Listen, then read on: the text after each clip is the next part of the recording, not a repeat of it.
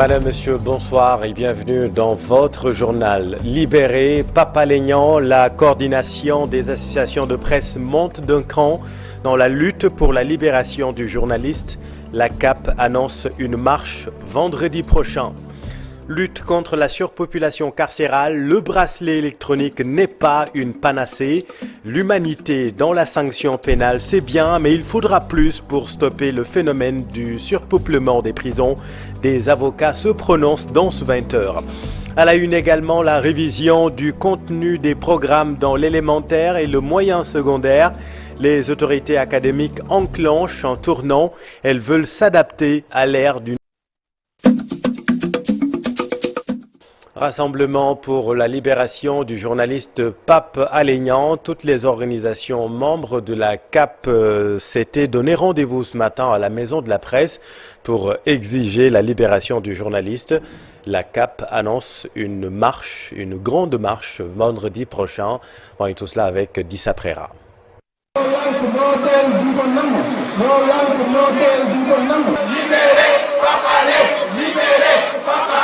Le message est clair, la place du journaliste n'est pas en prison, pas du tout. Et les journalistes sont venus nombreux exiger la libération de Pape Alé-Niang. Dans un pays comme le Sénégal, il est vraiment très anachronique de mettre en prison, d'arrêter un journaliste et de le mettre en prison. Et c'est cela le message clé de Reporters sans frontières. J'en profite pour demander aux autorités de libérer Pape Alé-Niang. La place de Pape Alé n'est pas en prison, mais c'est bien, ici parmi nous, défendre la démocratie, la liberté de presse, comme il l'a toujours fait. Plus qu'un combat pour la liberté de la presse, c'est une façon de se battre pour les droits de l'homme. Et aujourd'hui, l'histoire se répète. Ça veut dire que le monstre reste debout et il faut lui faire face. Au-delà de Pape Alé, il s'agit de la démocratie, mais il s'agit surtout de la liberté de la presse. C'est non négociable dans un état de droit. Les libertés d'expression et la liberté de presse est gravement menacée. J'ose espérer que nos autorités administratives et politiques comprendront aujourd'hui l'enjeu qui est lié aujourd'hui à maintenir Pape Alé-Niang dans les geôles, qu'il soit libéré le plus rapidement possible. Cette rencontre est le premier acte posé pour la libération du journaliste Pape Alé-Niang. Vendredi prochain, les journalistes vont battre le macadam. Introduction du bracelet électronique dans l'arsenal pénal au Sénégal. Des avocats magnifient l'humanisation de la sanction pénale. Cependant, la surveillance électronique ne sera pas une panacée face à la surpopulation carcérale. Selon eux, d'autres mesures s'imposent pour décongestionner les prisons. Reportage Fatou Bintou Conté et Amadouba. Le placement sous surveillance électronique est désormais effectif au Sénégal. Appelé bracelet électronique, une lutte contre la surpopulation carcérale avec un taux de 129% en 2021, une innovation saluée par les avocats. Cette loi a été adoptée en 2020. Elle va être appliquée au grand bonheur de ceux qui vont en bénéficier. Dans le cadre d'une politique pénale quand même qui tend à humaniser la sanction pénale.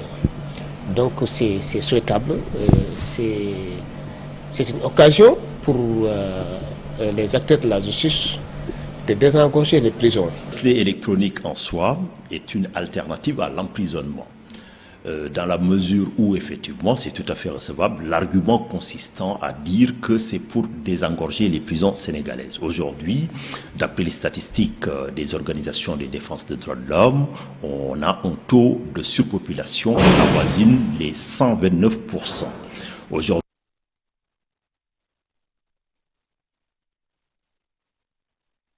L'association sénégalaise pour la réinsertion des détenus salue l'option de la surveillance électronique. En revanche, de l'égalité et de la transparence, il en faudra dans les procédures, selon le président de l'association, Ibrahim Massal, avec Chérif Diam.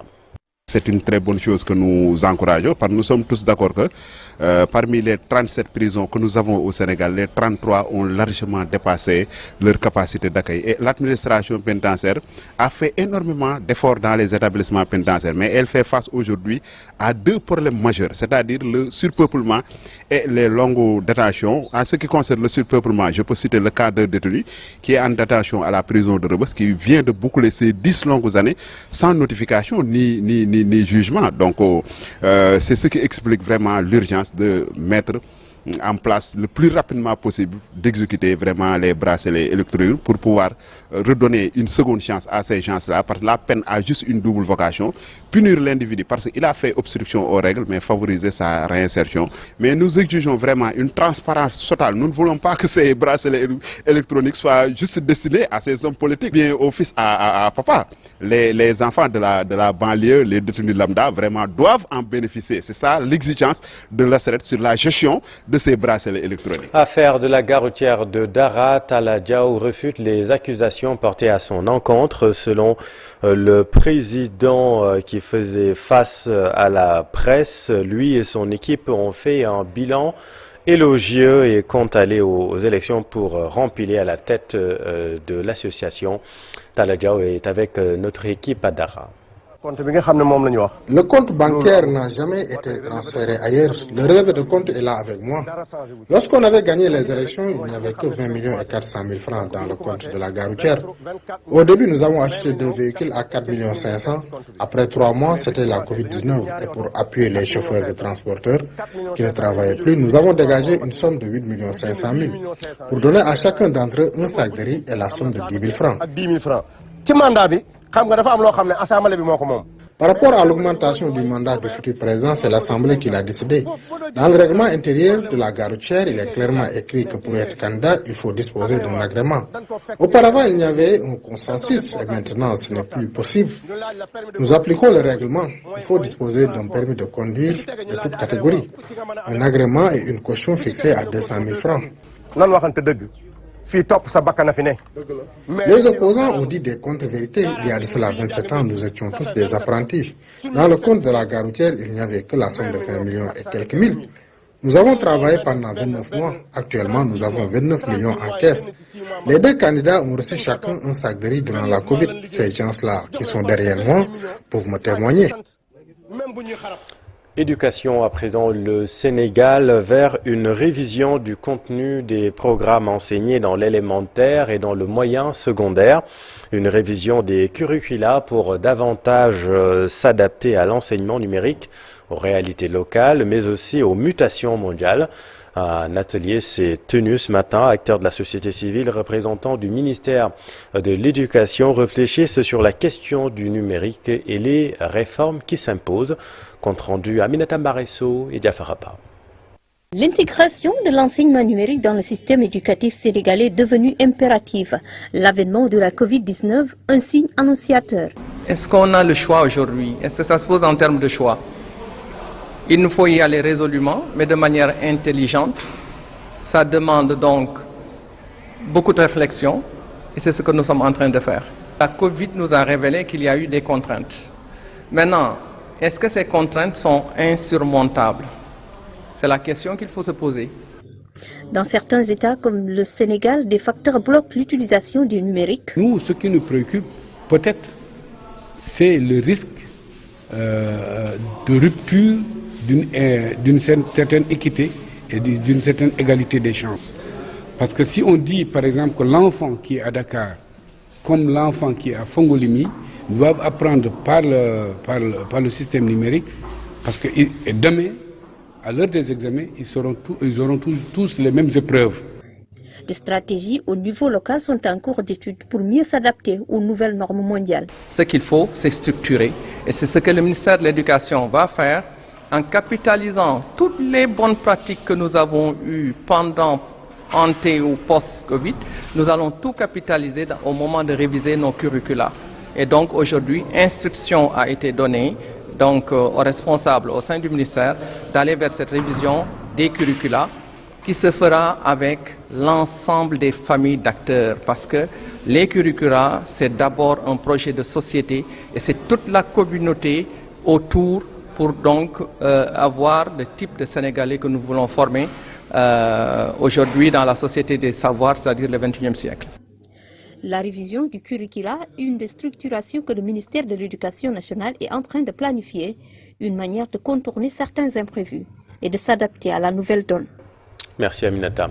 Semaine mondiale de l'entrepreneuriat, l'agence belge de développement s'engage à nouveau pour le développement socio-économique inclusif et durable au Sénégal. Près de 78 millions d'euros ont été injectés en appui au secteur privé. Suivant là-dessus les explications d'Aïssatou Keïta, responsable intervention à Enabel.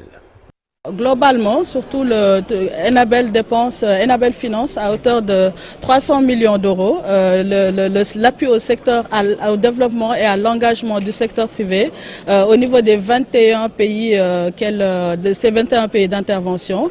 Au niveau du Sénégal, nous avons un portefeuille ciblé appui au secteur, au développement et à l'engagement du secteur privé qui est à hauteur de 78 millions d'euros.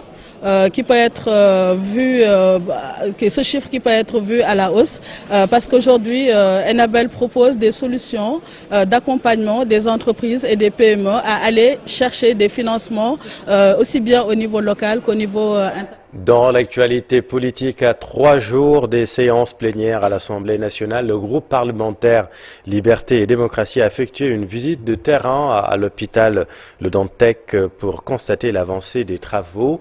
Mais l'accès leur a été refusé. Mamadou Lamine Thiam, président du groupe parlementaire, avec Fatima Touré. L'accès nous a été refusé pour des raisons sécuritaires.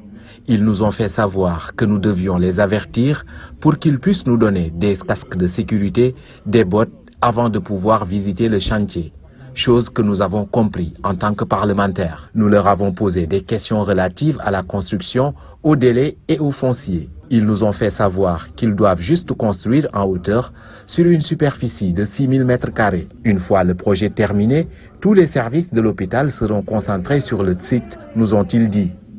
Concernant l'autre partie qui reste, c'est-à-dire les 3 hectares, ils ne peuvent pas nous en dire plus. Nous nous sommes intéressés au financement.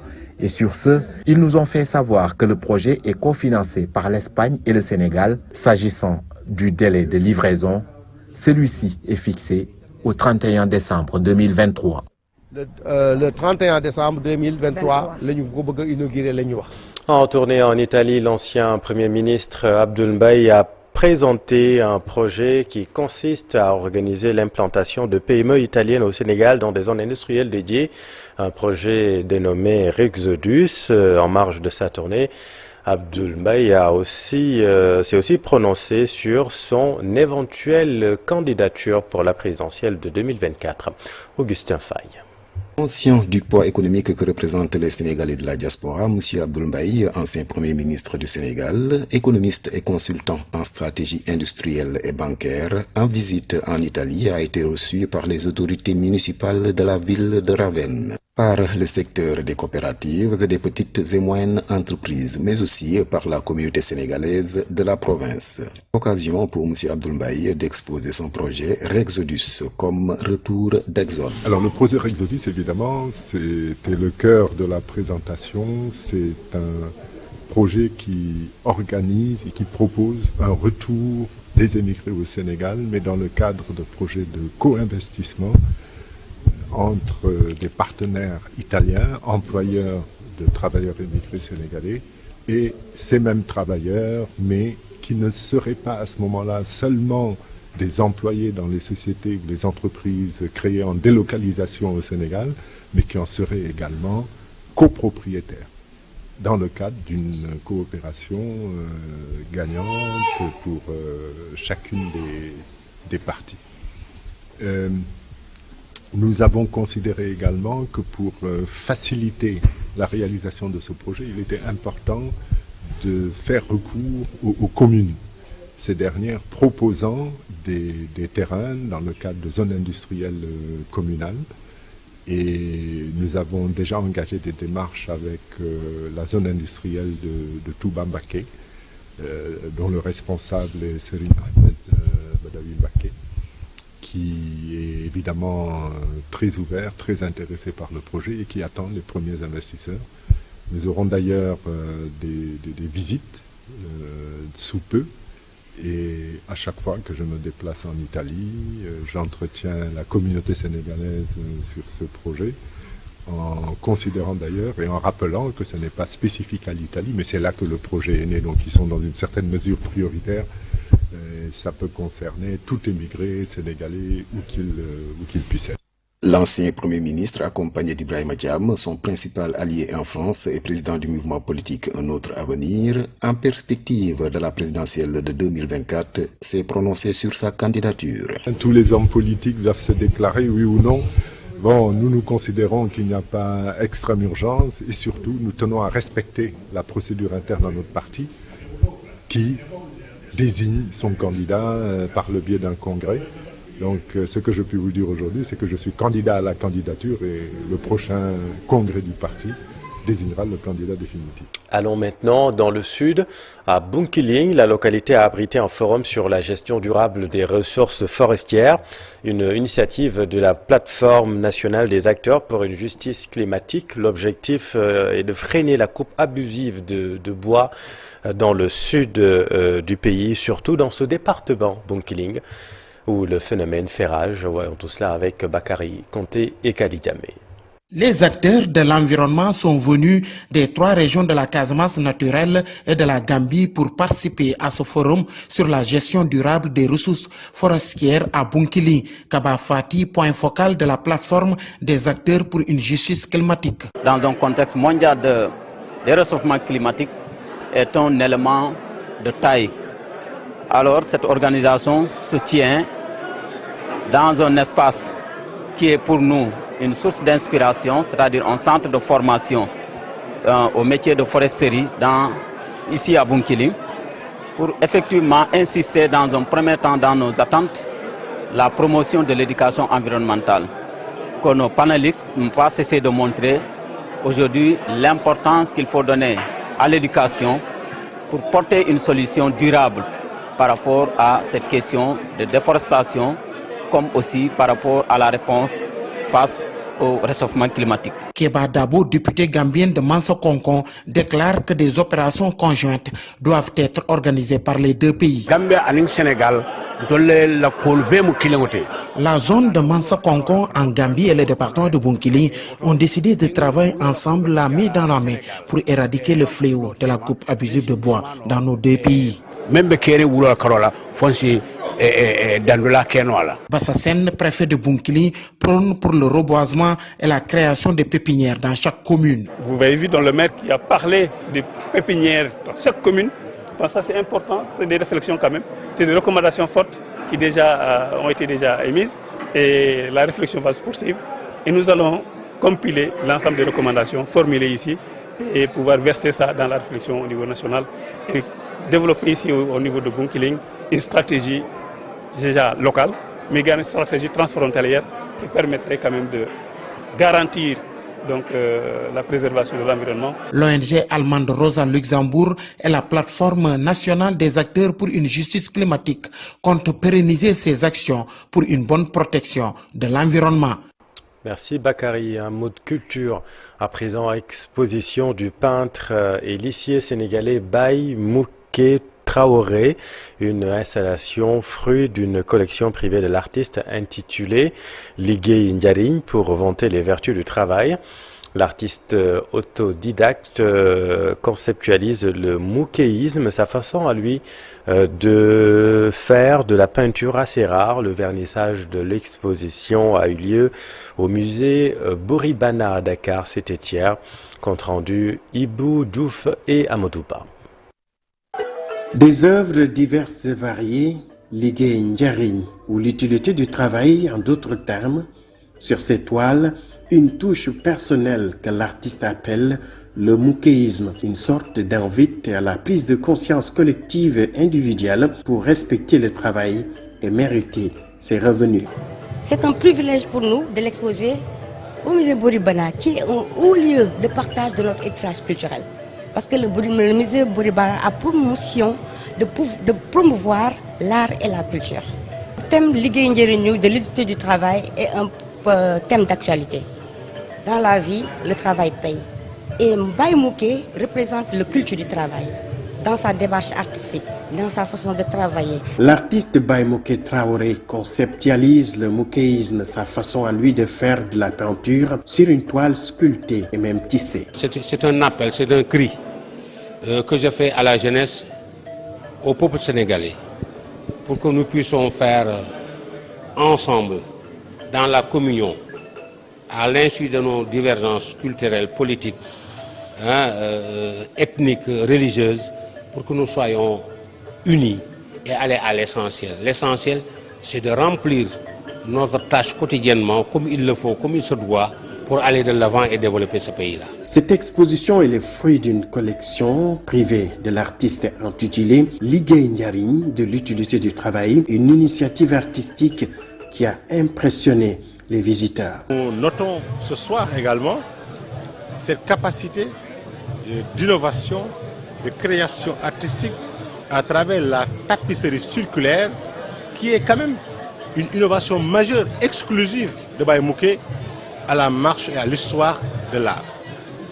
Ce n'est pas copié, il ne s'est pas inspiré d'une autre création, il est le géniteur, le créateur, le concepteur et la source d'inspiration, le référentiel et le modèle. L'artiste autodidacte, sorti des manufactures des arts décoratifs de Thiès, invite le public à la découverte de sa collection issue de son travail antérieur et à la contemplation de ses créations actuelles.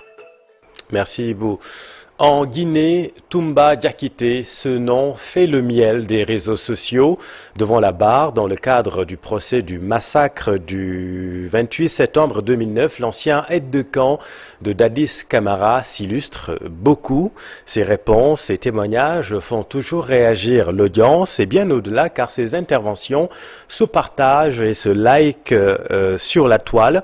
Le personnage agace, offusque, fait rire, étonne et fascine des fois. Bref, Toumba ne laisse personne indifférent. Réaction des Guinéens établis à Dakar. Un reportage de Abdoulaye Diop. Dieu m'a donné les pieds pour les utiliser. Ah, c'est ça. Il ne m'a pas dit de m'arrêter. Voilà. Ça n'a pas commencé par moi seul. En Guinée, c'est un procès de massacre qui a tourné en dérision.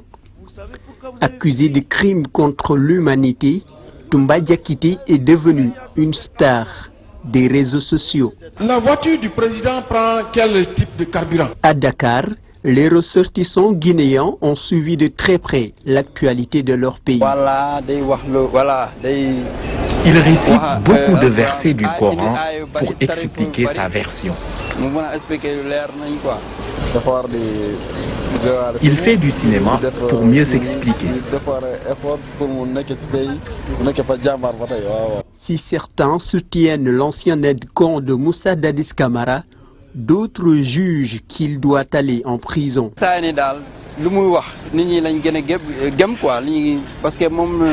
Pour moi, il est plus crédible. Sa version est beaucoup plus claire. D'après ce que j'ai vu, c'est lui qui dit la vérité. Ce n'est pas seulement Toumba. Il y a aussi Moussa Dadis Camara et l'ancien président. Ils doivent payer pour ce qu'ils ont fait. Ces Guinéens, quant à lui, estiment que ce procès n'est qu'une diversion pour faire oublier les problèmes actuels du pays. Ce n'est pas ça leur travail, mais avant tout, on doit organiser les élections et mettre le pays dans de bonnes conditions au lieu de parler d'un procès qui dure depuis 2009. Le procès du 28 septembre s'est ouvert le 28 septembre 2022. Il juge les auteurs ou complices des massacres du 28 septembre 2009 qui ont entraîné la mort de plus de 157 personnes. C'est ça. Tout ce qui est monté là, c'est pas vrai. Merci Abdoulaye. Le reste de l'actualité internationale, le Bénin où le parti Les Démocrates de l'ancien chef de l'État Bouni Yayi est écarté des législatives du 8 janvier prochain. Le Burkina qui restructure son armée pour lutter contre le terrorisme et puis la promesse de plus d'1 milliard d'euros faite à l'Afrique à la COP27 pour son adaptation au dérèglement climatique. Le récit de Daniel Diouf. L'Union européenne et certains de ses États membres vont verser ensemble plus d'1 milliard d'euros pour aider l'Afrique à s'adapter au changement climatique. C'est ce qu'a annoncé ce mercredi le vice-président de la Commission européenne à la COP27 en Égypte. L'Union européenne et 4 États membres, dont la France, l'Allemagne, les Pays-Bas et le Danemark, vont fournir plus d'1 milliard d'euros pour soutenir l'adaptation en Afrique. Le Burkina Faso qui restructure son armée pour lutter contre le terrorisme. 6 régions militaires pour l'armée de terre vont être créées selon un décret signé par le président de la transition, le capitaine Ibrahim Traoré. 6 légions de gendarmerie verront également le jour. Autre nouveauté, la mise sur pied de 6 bataillons d'intervention rapide au sein des forces armées. La mission de ces nouvelles unités sera d'intervenir le plus vite possible et le plus en avant, précise ce décret présidentiel paru lundi. La mobilité et la puissance de feu sont privilégiées. Ces bataillons d'intervention rapide seront ainsi sollicités pour assurer les escortes de grands convois logistiques au profit des forces armées. Ils vont aussi servir à lutter contre le grand banditisme aux côtés des forces de sécurité intérieure. En créant ces unités, l'objectif affiché est clair, être plus mobile, plus réactif face à des groupes armés en perpétuel mouvement. Et puis, on le craignait et c'est arrivé. Le parti Les Démocrates de l'ancien chef de l'État Yayi Boni, écarté des législatives du 8 janvier prochain au Bénin, la commission électorale a remis ce mercredi les récépissés définitifs aux formations politiques qui ont déposé leur liste pour ces législatives. Pas de récépissé pour le parti d'opposition de Yayi Boni, dont la liste a été invalidée par la Sénat. Il a manqué dans son dossier 4 attestations fiscales. La commission électorale a validé 5 listes sur 8. Les responsables des démocrates ont aussitôt porté un recours devant la Cour constitutionnelle. Selon RFI, les sages de la Cour examinent le recours ce jeudi lors d'une audience publique. Les démocrates imputent la responsabilité de leur invalidation à l'administration. Sur les 5 formations politiques retenues par la commission électorale, 3 sont de la majorité présidentielle et 2 se réclament de l'opposition.